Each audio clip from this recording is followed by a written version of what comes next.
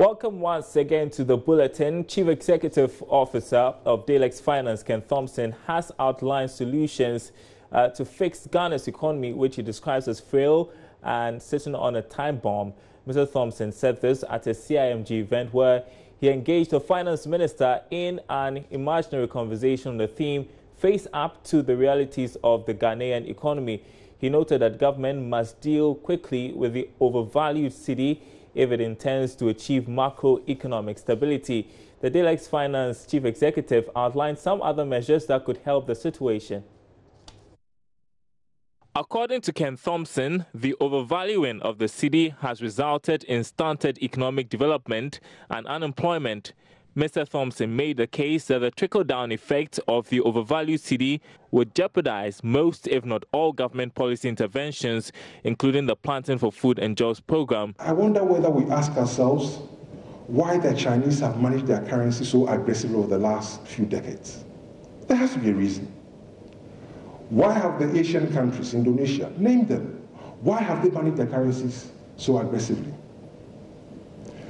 But we have let the cedi be used as a populist tool to determine, how well a government is doing. It's ridiculous. It really is ridiculous. And for me, it makes me sad. You should come to a Delex sales conference. They are young people, energy. 1D, 1F, it's at risk. We're going nowhere. Why are we supporting a farmer in Brazil and our farmers are suffering and are living on rubbish heaps? It can't be right. Speaking to Joy Business on the sidelines of the symposium, Ken Thompson argued that increasing taxes over a 3-month period should be the best way for government to increase revenue and also cut down on losses. Adding the tax net will take time for the fruits to come through. So what we need to do something more that will bring more immediate income. We're in a situation where we're spending most of our income on 3 things. It doesn't make sense. We're spending and we keep borrowing. Even all the projects that we say we're going to do, we're borrowing. And that's not sustainable. So when you're in a situation like this, you increase your income, you cut your expenditure, or you do both. We need to increase income. One of the ways by which we increase income is to widen the tax net. The symposium was organized by Delex Finance in collaboration with the Chartered Institute of Marketing Ghana. Moving on to a story that we are following closely for you tonight. The Economic and Organized Crime Office, EOCO, is yet to take a decision on the board of directors of the defunct UT Bank. Now, the directors were unable to appear at the office of the investigative body at a specific time given them. Directors of the defunct UT Bank were invited to appear before EOCO this morning to answer questions on how their actions led to the collapse of the institution. But as at 2 p.m. when Joy Business left the premises of EOCO, the directors had still not reported. It was actually Eben Sawite who pitched camp at the EOCO office. He joins me in the studio. So from morning to 2 o'clock, what happened? Okay, so Darryl, when I entered the premises of EOCO, I went through the normal processes of entering into an investigative institution. I thought of seeing some, cars or at least number of people, because at least you could see that people will be coming there. But there wasn't anything like that. So I headed to the inner reception, went through the checks, and then requested to see the director. Yes, I was allowed at a particular minute. I sat down for a while. And then I went in to speak with the director, and it was like there hasn't been any of them showing up yet, and there was no information from them as to whether they'll be coming or not. So I was there for more than 3 hours, 4 hours, and then none of them showed up. So we have no information as to why the directors didn't turn up? There was no information. If maybe when no after explanation. I left, no explanation. Maybe after I left and they call, I cannot tell. But as at the time I was leaving the premises of EOCO, there hasn't been any information as to why they were not able to appear. Were you able to speak to any EOCO official? Yes, I spoke with the director, who indicated to me that this call is just for them to have a normal chat, just a usual chat as to why, the status of the bank now. They were playing some responsibilities. They were having some roles to play to the growth of the bank, and we all know what happens to the bank, to its current situation. So just a chat on how come they are where they are today, and then also the true financial status of the bank as at the time it was liquidated. But they have no idea as to why the former directors, were not able to appear. All right, so we don't have any information as of now. As of now, we don't have any information. Whether or not the officials appeared before IOCO. But what could be the implication if they didn't do so today? Okay, so the implication is that the IOCO could subpoena the former directors to appear before it, or even issue a bench warrant for an arrest for them here. And when that happens, you know what it means, that the guys, either the CID or the police, have to go in to, pick them up. Which so that is an issue. An option that the IOCO might consider for now, because if they haven't appeared, and IOCO has the powers of the High Court to do that here, so that would be the implication for the former directors. And let me also put it on record that it's only the UT Bank former directors that were supposed to appear today. That of Capital Bank will appear next week, 4th April. All right, thanks very much indeed, Aben Sabute. And we continue to monitor the situation for you and hopefully bring you updates as and when we have new information. Moving on now to the insurance sector, and Vice Chairman of Vanguard Assurance, Dr. Gideon Amenyado, is advocating an adjustment in third-party injury premiums for motor insurance policyholders. Dr. Amenyado is optimistic such adjustments would go a long way to improve upon claims payment. He spoke with Joy Business after a presentation of a check and some terms to the commercial unit of the Ghana Police Service. According to Dr. Amenyado, rates allocated to third-party injuries are woefully inadequate, a situation that does not support better compensations to injured claimants in the event of motor accidents. I will not call for general increase in premium, because if you look at the portfolio, the injury side, which is compulsory by law, an insurer can insure a trotro which carries about 40 people. And that trotro driver took a third party and is paying less than 600. There's a loss. About 5 people died, 10 are injured. You can pay about 250,000 for one of the injured person. At the end, you are right at a loss. So in that line, I would say that prices must increase as far as the injury is concerned. And if we all understand insurance, that we want a good compensation, then we must be ready to pay. Meanwhile, on behalf of staff of Vanguard Assurance, Dr. Amenyado presented a check for 30,000 Ghana cedis out of an endowment fund established to help combat crime. He also donated tents to the police service to help the operations. More specifically, the commercial unit of the police service, because the commercial unit is the one that handles corporate affairs, and they've been doing their work so well. We feel that we have to support them. Apart from that, also, because insurance companies deals with issuing of motor, which form the biggest portfolio, and the police service, more specifically the MTTU, that enforces these laws.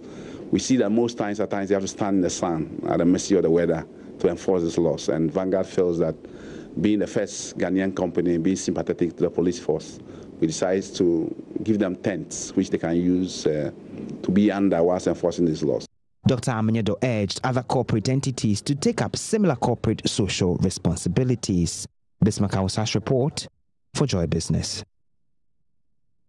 Well, still in the space, the National Insurance Commission has clamped down on an illegal insurance company operating on the market. According to the NIC, it has not licensed any company by name Swaytel Insurance Company Limited. Deputy Commissioner of Insurance, Michael Ando, discloses to Joy Business. He says the case is currently under investigation. We got word on this illegal insurance company operating in Swedru, Aguna Swedru, in the central region a few days ago. We have been working with the police to deal with the issue. So yes, it is confirmed that there is an illegal insurance company operating in Swedru by name Swaytel Insurance Company Limited.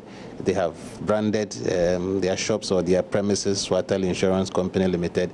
If you are in Swedru and you see that company, it is not a legal insurance company, and so don't do business with them. A lot has already been done. We have collaborated with the Ghana Police Service. We have had some people apprehended, those behind the scheme. Still, some investigations are still going on. We are planning that we will put those arrested before the law court for the case to be tried and the appropriate penalties meted out to them. Moving on, and the Africa Center for Energy Policy, ACEP, says calls for an increase in taxes could lead to instances of tax evasion. There have been calls on government to consider increasing taxes as part of a short-term measure of raking in revenue, but ACEP considers this move disturbing. It is rather calling for a widening of tax net. There's more in the following report. The Africa Center for Energy Policy, ACEP, says calls for government to increase taxes are uncalled for. Some players in the financial market advocate an increase in taxes will enhance revenue generation from government development projects and initiatives.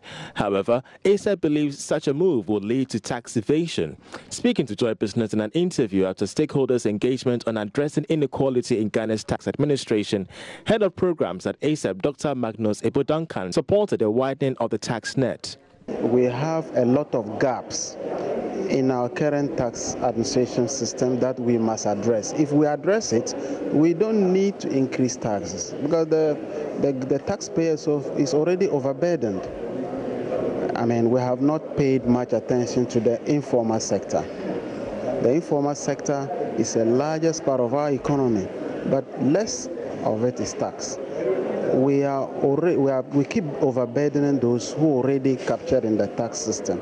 So what we are saying is that let's block the holes, let's address the gaps, let's identify those who need the tax reliefs and those who don't. So that once we are able to address these gaps, we will be able to raise a lot of tax revenue.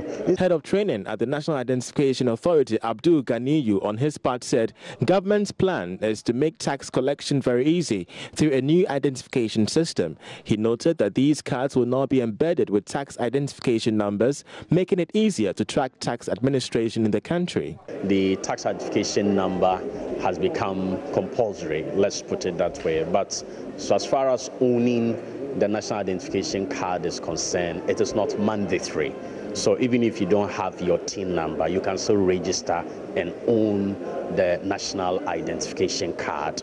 But we are saying that the GRA can use both the PIN and the TIN to properly locate businesses, identify people, establish what sort of taxes they are supposed to pay, and go after those taxes. Other speakers called on government to address inequality in the country by investing in pro-poor sectors such as education, health and agriculture, as well as the successful implementation of the national identification system.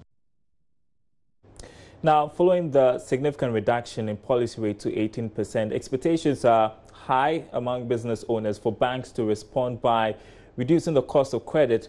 The high cost of credit has been the bane of business growth for a long time. However, CEO of Margins Group, Moses Baden Jr., is urging businesses to manage their expectations and rather innovate. He spoke at the launch of the 3rd edition of the Ghana CEO Summit in Accra.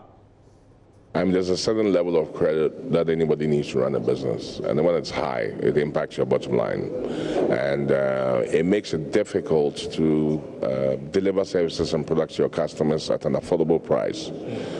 Sometimes the alternates that the customers have is cheaper, especially when you have cheaper imports, and when they are established companies who have already built up their scale, and you're a micro business and you have to compete because they have scale and they can borrow cheaper. When your products or services go to the market, then you struggle. So that's a policy issue. Governments must create the environment that will help their micro and small and medium-scale enterprises be able to overcome this. So a drop in interest rate announced by the central bank is indeed welcome. But aside that, you talked about innovation. In an environment, you always have challenges, and you have factors that work against you in the environment. But you can solve that with innovation. Innovation is thinking critically and looking at the market and looking at the strategy to overcome the obstacles that you have. Meanwhile, leadership and innovation would be the focus of this year's edition of the Ghana CEO Summit, expected to be held in May this year. Here's more. Over 500 CEOs are expected to take part in the third edition of the Ghana CEO Summit. It would enable CEOs to integrate and interact with world-class subject experts. It would also allow them foster knowledge acquisition, partnerships and synergies that can drive increased personal as well as organizational growth. This year's edition is themed Leadership, Innovation and Investment for Business and Economic Transformation. NSD Craft Ijiri is CEO and founder of the Ghana CEO Summit. One of the impacts we want to make has to do with leadership in Ghana. From the time I realized I am a business person and an adult, I still think the business in Ghana is still a work in progress. And we believe this critical mass of CEOs coming together through a conference will discuss this extensively together with the public sector leaders. And so leadership impacts is one of the things that we are looking at this summit. But what are some of the current challenges CEOs are grappling with? Consultant leader with Deloitte Ghana, Martin Atafin, shared some insights. For local entrepreneurial CEOs, some of the biggest challenges they may have will be able to sustain their growth as they go along. Sustainability becomes difficult because at a certain point you have, like I mentioned earlier on, challenges with people. You could have challenges with financing your business to go to the next level, challenges with having to sustain and maintain the quality of things that you give to people. And then, of course, challenges with the governance of the situation of businesses as well. The third Ghana CEO Summit will be held on the 21st and 22nd of May this year. You're watching Business Live. Time to bring you this week's episode of the Joy Business Van. The Ghanaian drum is not just a music instrument, but symbolic of the rich Ghanaian culture, generating a lot of tourist interest. Now, the Arts Center here in Accra is home for some of these drum carvers. In the last of our series on the business of arts this month on the Joy Business Van, we shared the experiences of Emmanuel Kwesi, who has made a living from this trade since childhood.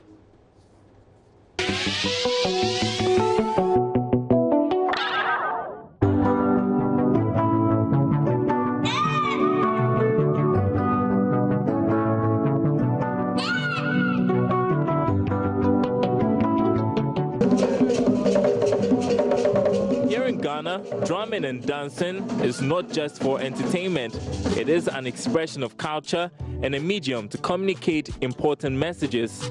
The Arts Center in Accra is home to some of the drum carvers, and we're here to get insight into their trade.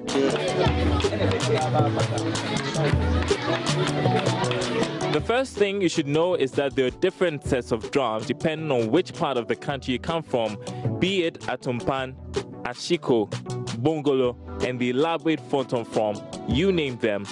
Emmanuel Kwesi is one of the drum carvers who plied their trade at the Arts Center. When I came here, I was about somewhere 6-7 years. So I can say from that stage going, I was fortunate to find myself here. You see people painting, see people carving, people doing. So it was much easier for me that I love art myself. So at a very tender age, that is when I started doing it. It takes an average of 3 hours to finish a drum. He's working on the Elwes set today. It has to do with about 6 pieces of them. They are the main ones that form the Elwes set. We have the Sogo, Kidi, Roboto, Kagan, and then the Chimebu. So probably it's 5. But as I speak to you, what I'm doing now is what they call the Sogo.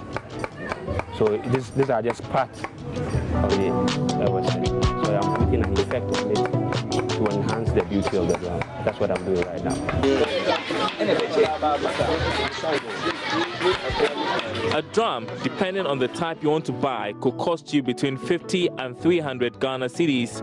Emmanuel can carve a minimum of 6 drums a day. This is some of the very small ones that we can talk about easily. This is 5 inches a drum, and it's going to cost you like 50 cedis for it. In terms of the size, that's what it's going to cost you. When you go further, The next one can take it from 50 to 60. Then it means the sizes are changing from 5 to probably maybe 6, from 6 to 7, 7 to 8. When you go to the bigger sizes to the 13 inches, we have 2 types of skins. We have the goat skin, like I told you earlier on, and we have the cow skin. When I'm working on a 13 inches drum, and I'm using goat skin, it is going for 150. But when I'm working on the same 13 inches drum, and I'm using a cow skin, it's going for 300 cedis. Business, Emmanuel tells me, booms during the festive season. Locally, drums are played during important occasions. Few individuals, however, own drums. It's usually tourists that patronize the drums. Emmanuel still considers it lucrative. There's one thing we have studied when it comes in terms of our business. It has its own season. So yes, it is lucrative. If you ask me to tell you how much I can make per a month, I'll be a little bit skeptic. I wouldn't be able to place my finger on exactly what I am, because on average I can tell you probably maybe 1,000 or maybe 900. Drum carving is providing employment opportunities for many. In our drum business, when you give me one drum to do, I am not the only person you've given job to do. Do you understand? The one drum alone is going to employ about almost people, about 3 or 4 to get it done. Because I will be doing the carving aspect of it. When I finish, I have to pay for somebody to do the sanding. It's also another job. I have to pay for somebody to do the shaving on the skin. The fellow takes the hair off the skin. I have to pay for that service too. I have to pay for the person who does the fixing and then the tuning. So probably you have given me one drum to do, but in the direct effect, you've employed about 4 people. The main challenge is finding the market locally and beyond. There should be a frequent exhibition or some sort of bazaar. So that's like gives people opportunity to see what we are doing. That alone will give us another big pool to market from. But I don't see those things. Once in a while it happens, they tell you there's an exhibition going on this place. And sometimes the stands fare they charge takes you off, so you don't want to even go there. But if we have our own bazaar and fairs in here for people to come and watch, that alone I think can create avenue for us. Emmanuel believes drums can be an important non-traditional export commodity if carvers like him are supported.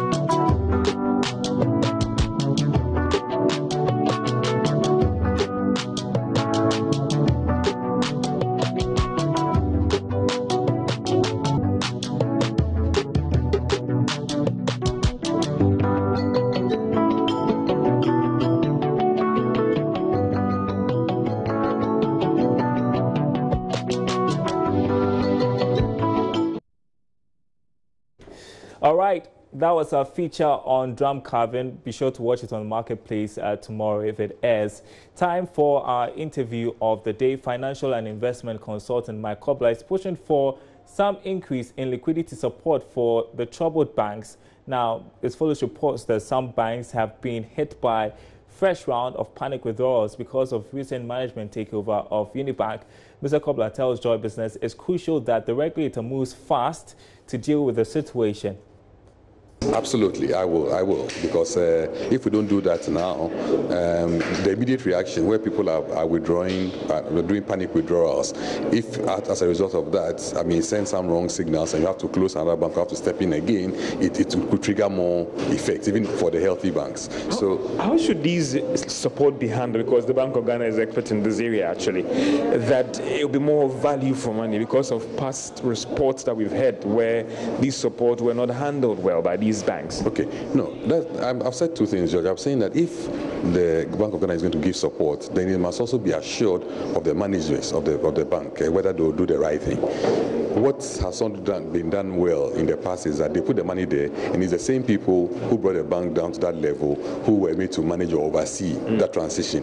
If Bank of Ghana is going to put or give liquidity support, I believe the Bank of Ghana must put their own supervisor there, okay, to be a check or to be a signatory to the outflows that the bank is doing. If it's ordinary deposits that people are coming for their deposits, you don't have a choice but to give it to them, and also to begin to manage or do an aggressive marketing campaign to say that your bank is healthy. But short of that, if somebody is going to grant a loan or going to do a market transaction beyond, the ordinary paying people back their deposits and all that, then you need to put somebody there to make sure that there's no leakage.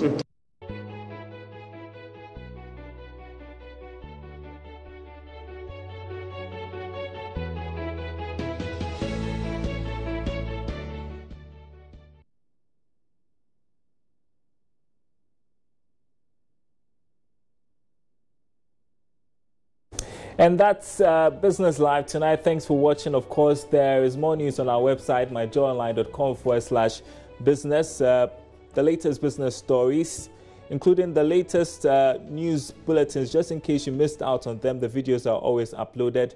It's myjoyonline.com/business. My name is Daryl Crowd. Thanks for watching. We're back same time tomorrow.